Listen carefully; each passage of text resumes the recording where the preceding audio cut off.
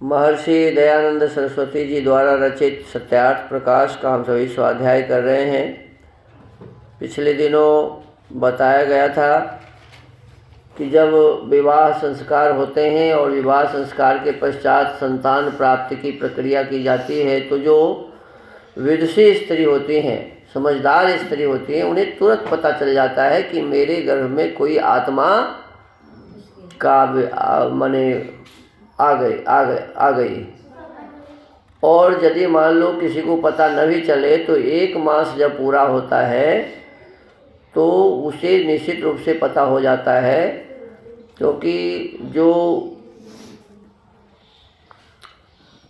प्रत्येक महीना शरीर से विकार निकलते रहते हैं महिलाओं को, वो बंद हो जाता है, रजस्राव बंद हो जाता है, तो पता चल जाता है कि अब इसके गर्भ में संतान आ गए।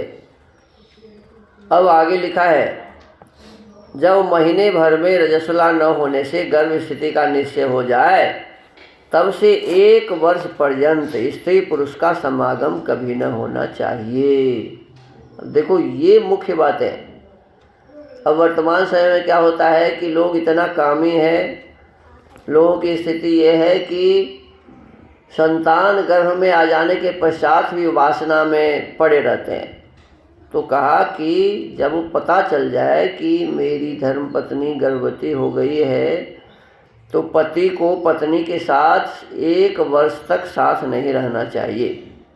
जब महीने भर में रजस्वला न होने से गर्भ स्थिति का निश्चय हो जाए, तब से 1 वर्ष पर्यंत स्त्री पुरुष का समागम कभी न होना चाहिए, क्योंकि ऐसा न होने से संतान उत्तम, जो ऐसा करेगा उसको जो संतान प्राप्त होगा वो उत्तम संतान प्राप्त होगा, और पुनः दूसरा संतान भी वैसा ही होता है, और इस प्रकार से आगे भी संतान अच्छे होते हैं। अन्यथा वीर्य व्यर्थ जाता, दोनों की आयु घट जाती। जो नियम का पालन नहीं करता और व्यर्थ में क्या कहते हैं, संतान उत्पत्ति का काम करते रहते हैं, तो कहते हैं उसकी आयु घट जाती है। वीर्य का पतन करने से आयु घट जाती है और अनेक प्रकार के रोग होते हैं। परंतु ऊपर से भाषणादि प्रेमयुक्त व्यवहार दोनों को अवश्य रखना चाहिए। पति पत्नी का आपस में प्रेम व्यवहार रहना चाहिए, बातचीत होनी चाहिए। ऐसा न हो कि पति पत्नी को माने डांटे डपटे, मारे पीटे, किसी प्रकार का कोई गलत बात बोले, ऐसे नहीं करना चाहिए, क्योंकि वो संतान के ऊपर में उसका असर होगा। तो दोनों को प्रेम पूर्वक व्यवहार रखना चाहिए। पुरुष वीर्य की स्थिति और स्त्री गर्भ की रक्षा और भोजन छादन इस प्रकार का करे कि जिससे पुरुष का वीर्य स्वप्न में भी नष्ट न हो। पुरुष को भोजन ऐसा करना चाहिए जिससे उसका वीर्य पतन न हो, स्वप्न में भी न हो। और गर्भ में बालक का शरीर अत्युत्तम रूप, लावण्य, पुष्टि, बल, पराक्रम युक्त होकर 10वें महीने में जन्म होवे। गर्भ स्थिर हो गया तो गर्भ 10वें महीने में जन्म लेता है बच्चा, तो ये 10 महीने तक बहुत ही सावधानी की आवश्यकता रहती है, भोजन छाजन से लेकर और सब। कहते हैं विशेष उसकी रक्षा 4थे महीने से और अति विशेष 8वें महीने से आगे करनी चाहिए। गर्भ में जब बच्चा आ जाता है तो 4थे महीने से लेकर और 8वें महीने तक बहुत ध्यान रखना होता है। कभी गर्भवती स्त्री रेचक पदार्थ न खाए, रुक्ष न खाए, मादक द्रव्य न खाए पिए, बुद्धि और बलनाशक पदार्थों के भोजन आदि का सेवन न करे, किंतु क्या खाए तो कहा घी, दूध, उत्तम चावल, गेहूँ, मूंग, उर्द आदि अन्न पान और देश काल का भी सेवन युक्तिपूर्वक करे। देश काल का माने समय का ध्यान रखे, स्थान का ध्यान रखे, जहाँ तहाँ न जाए और जब तक कुछ न करे, ऐसा। अब कहते हैं गर्भ में 2 संस्कार, एक 4थे महीने पुंसवन, गर्भ में 2 संस्कार, एक 4थे महीने पुंसवन और दूसरा 8वें महीने में सीमंतोनयन विधि के अनुसार करे।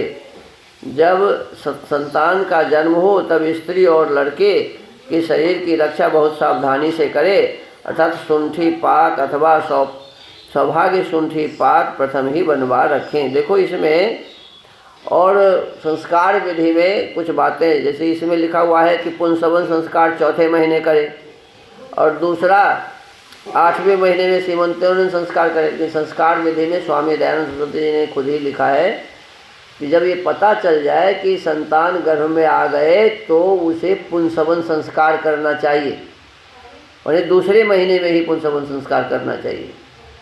और फिर सीमंतोन्नयन संस्कार के बारे में उसमें लिखा है कि चौथे महीना में करे, फिर छठे महीना में करे और फिर 8वें महीना में भी करे। 3 बार संस्कार करना चाहिए सीमंतोन्नयन संस्कार। पुंसवन संस्कार दूसरे महीना में और सीमंतोन्नयन संस्कार चौथे, छठे और 8वें महीना में करना चाहिए। और इस संस्कार के करने से बालक की रक्षा होती है और उसके मस्तिष्क आदि का निर्माण बहुत बढ़िया से होता है, शरीर का निर्माण बहुत बढ़िया से होता है। तो अपने उत्तम बच्चों के प्राप्त करने वालों को, उत्तम संतान प्राप्त करने वाले को ये पुंसवन संस्कार दूसरे महीने और सीमंतोन्नयन चौथे, छठे और 8वें महीने में जरूर करने चाहिए। संस्कार विधि में इसकी पूरी विधि लिखी हुई है।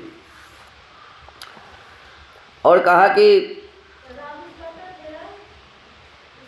जब संतान जन्म ले तो कहते हैं शरीर की रक्षा बहुत सावधानी से करे, अर्थात सुंठी पाक अथवा सौभाग्य सुंठी पाक प्रथम ही बनवा रखे। उस समय सुगंध युक्त उष्ण जल को, जो कि किंचित उष्ण रहा हो, उसी से स्त्री स्नान करे और बालक को भी स्नान करावे। जब बच्चा जन्म ले तो उष्ण जल माने ज़्यादा गर्म भी ना हो, ठंडा ना हो, तो ये सुषुम जल जिसे हम लोग कहते हैं, उससे महिला को भी स्नान करना चाहिए और बच्चों को भी उसी से स्नान कराना चाहिए। तत्पश्चात नाड़ी छेदन, जन्म लेने के पश्चात बच्चों का नाड़ी छेदन होता है। बालक की नाभि के जड़ में एक कोमल सूत से बांध 4 अंगुल छोड़ के ऊपर से काट डाले। उसको ऐसा बांधे कि जिससे शरीर से रुधिर का एक बिंदु भी न जाने पावे। यदि ठीक से नहीं काटेगा तो उसे बहुत खून निकल जाएगा, तो इसलिए पहले बांध दिया जाता है एक रस्सी से या फिर उसको काटा जाता है। पश्चात उस स्थान को शुद्ध करके उसके द्वार के भीतर सुगंधादि युक्त घृतादि का होम करे। पश्चात उस स्थान को जहाँ बच्चों का जन्म हो उसको साफ सुथरा करके उस स्थान पर क्या करना चाहिए जी? सुगंध आदि युक्त घृत आदि का होम, सुगंधित सामग्री, सुगंधित घी आदि से हवन करना चाहिए। तत्पश्चात संतान के कान में पिता वेदो सीति, पिता क्या बोले कान में? वेदो सीति, अर्थात तेरा नाम वेद है। इसका अर्थ क्या हुआ? तेरा नाम वेद है। सुनाकर घी और शहद को लेके सोने की सलाका से जीभ पर ओम अक्षर लिखकर मधु और घृत को उसी सलाका से चटवावे। देखो क्या कहा? सोना का कलम बनाना चाहिए, सोने का कलम, और उसको मधु और घृत में डुबा के बच्चों के जिह्वा पर लिखना चाहिए ओम। क्या लिखना चाहिए? और उस घी और मधु को उसे चटाना चाहिए, उसी सलाका से चटावे, माने सोना के सलाका से। पश्चात उसकी माता को दे देवे। इतना काम करने के बाद वो बच्चे को माँ के पास छोड़ दे। जो दूध पीना चाहे तो उसकी माता पिलावे। बच्चे को दूध कौन पिलावे जी? माता पिलावे। और जो उसकी माता के दूध न हो, बहुत ऐसी महिला होती है जिसे दूध नहीं होता है, तो किसी स्त्री की परीक्षा करके उसका दूध पिलावे। अन्य महिलाओं के भी, जो अच्छी महिला हैं तो उनके भी दूध पिलाए जा सकते हैं। तो आज के इस सत्यार्थ प्रकाश के स्वाध्याय के क्रम को यहाँ विराम देते हैं। ओम।